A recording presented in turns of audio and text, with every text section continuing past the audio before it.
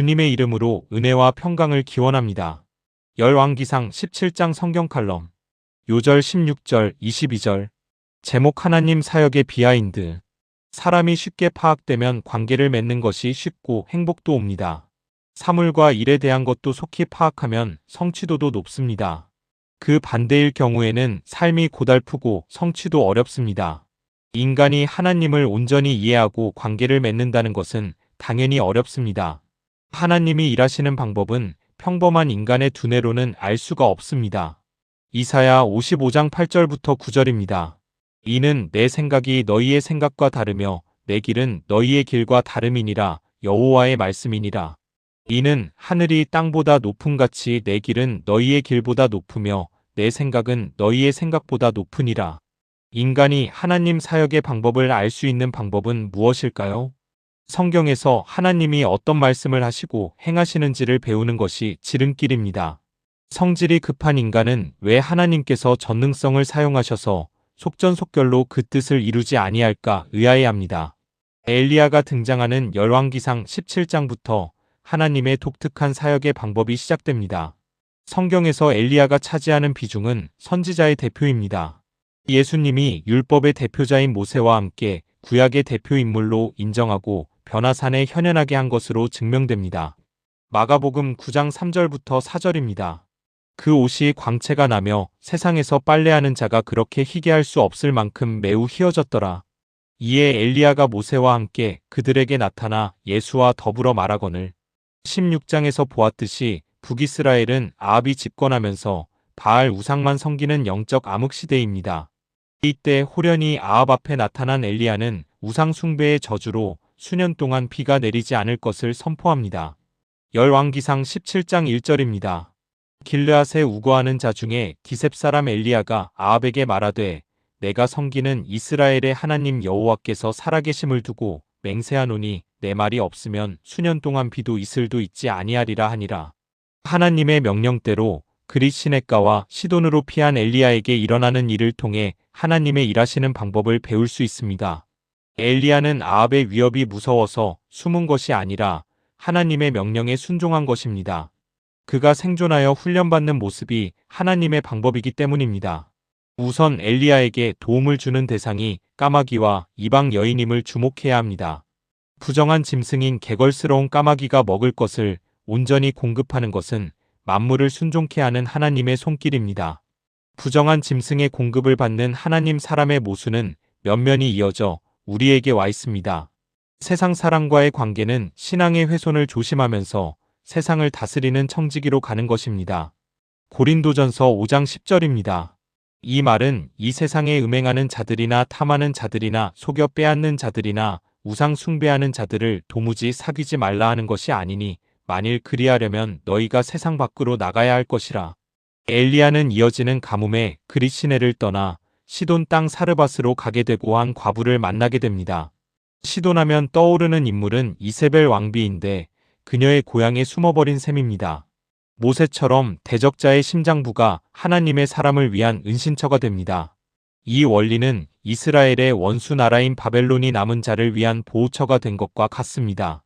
가장 빈곤하고 무력한 과부를 통해 선지자가 공개받게 되는 이 그림은 무엇을 의미할까요? 생사가 달린 마지막 떡을 내놓은 사렙다 과부는 누구를 의미할까요? 예수님께서 이 여인을 인용하심으로 답을 주십니다. 약한 자를 들어쓰시는 하나님 사역의 비하인드를 보여주십니다. 고린도전서 1장 28절부터 29절입니다. 하나님께서 세상에 천한 것들과 멸시받는 것들과 없는 것들을 택하사 있는 것들을 폐하려 하시나니 이는 아무 육체도 하나님 앞에서 자랑하지 못하게 하려 하심이라. 생명을 건 선택을 한 이 여인의 축복은 우리에게 적용되며 소망이 됩니다. 헌신한 여인은 양식 해결과 죽은 아들 부활의 기적을 체험합니다. 14절부터 16절. 더욱 큰 영광은 그 가문이 구원을 받은 것입니다. 열왕기상 17장 23절부터 24절입니다. 엘리야가 그 아이를 안고 다락에서 방으로 내려가서 그의 어머니에게 주며 이르되 보라 내 아들이 살아났느니라. 여인이 엘리야에게 이르되 내가 이제야 당신은 하나님의 사람이시오 당신의 입에 있는 여호와의 말씀이 진실한 줄 아노라 하니라. 탐심의 우상이 휩쓰는 이 세대에 우리가 꼭 해야 할 것은 하나님의 방법으로 하는 구령의 사역입니다.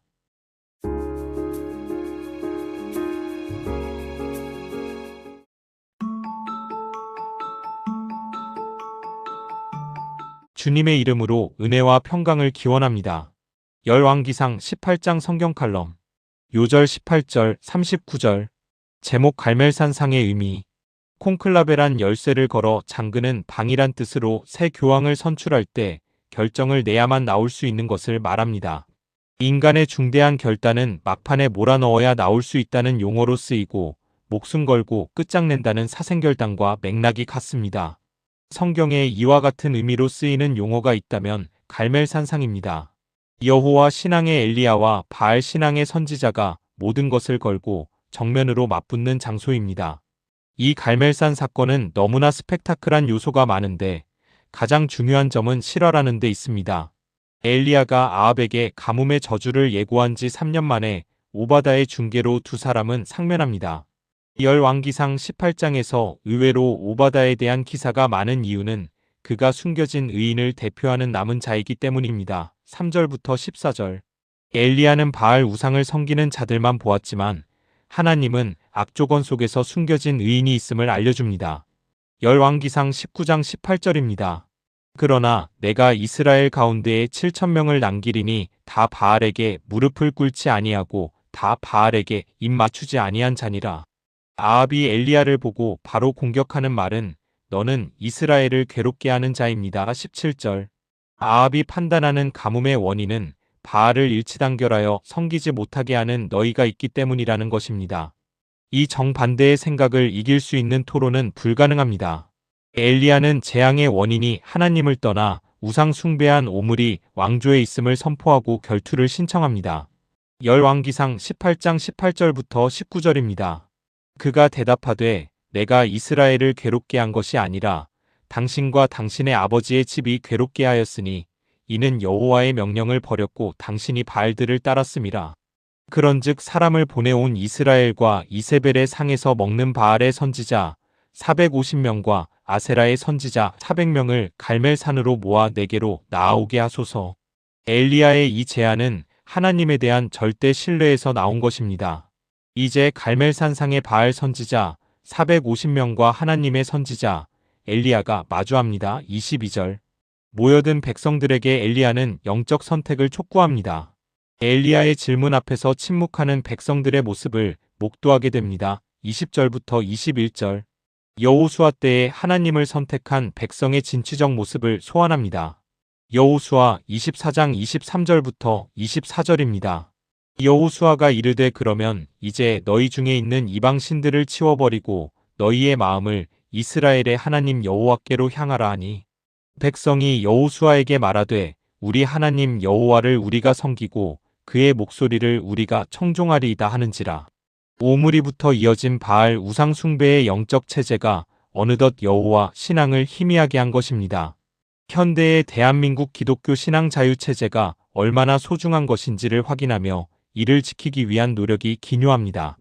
여호와와 바알 중에 어느 신이 참 신인지 결정하는 방법은 양측이 동의한 희생 번제입니다. 재물을 조각으로 나누고 불을 내려 재물을 사르는 신이 참 신이 되는 것입니다. 바알 선지자에게 우선권을 부여했지만 아침부터 낮까지 응답이 없습니다. 춤추고 고함치고 피를 흘리는 자해를 해도 가짜 신에게서 불이 내려올 리가 없습니다. 예수님께서 이들의 모습을 잘못된 기도의 사례로 들며 교훈하셨습니다. 마태복음 6장 7절입니다. 또 기도할 때에 이방인과 같이 중언부언하지 말라. 그들은 말을 많이 하여야 들으실 줄 생각하느니라. 저녁이 되어 백성들을 모은 엘리야는 단을 수축하고 제물을 준비하고 기도에 들어갑니다. 30절부터 35절. 하나님의 뜻에 맞는 간명하고 간절한 기도에 여호와의 강력한 불이 내려와 모든 것을 사릅니다. 열왕기상 18장 38절입니다. 이에 여호와의 불이 내려서 번제물과 나무와 돌과 흙을 태우고 또 도랑의 물을 하친지라. 하나님 편의 승리로 바알 선지자 전체는 백성들에 의해 처형되고 엘리야의 기도 응답으로 비가 쏟아집니다. 39절부터 45절. 마지막에 나오는 아합 앞에서 달려가는 엘리야의 질주는 여호와만이 전지전능한 주권자이심을 전하는 행진이 되었습니다. 열왕기상 18장 46절입니다. 여호와의 능력이 엘리야에게 임함에 그가 허리를 동이고 이스라엘로 들어가는 곳까지 아합 앞에서 달려갔더라. 초대교회의 부활을 전하는 복음 전도자의 모습이 떠오릅니다.